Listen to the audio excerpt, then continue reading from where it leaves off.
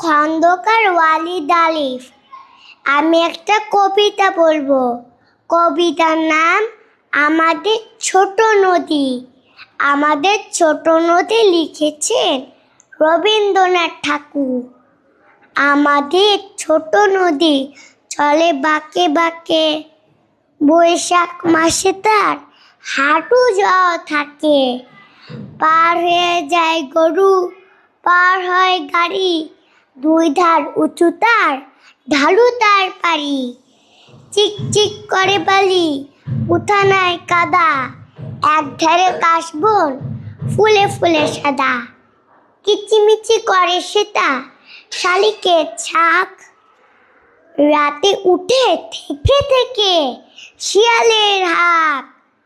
আর পারে আমবন তালবন চলে, গায়ের বাবুল পাড়া তারি ছায়া তলে।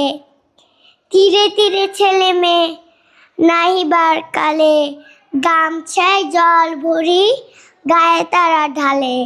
সকালে বিকালে কভু নাও হলে পরে, আঁচলে ছাকিয়া তারা ছোট মাছ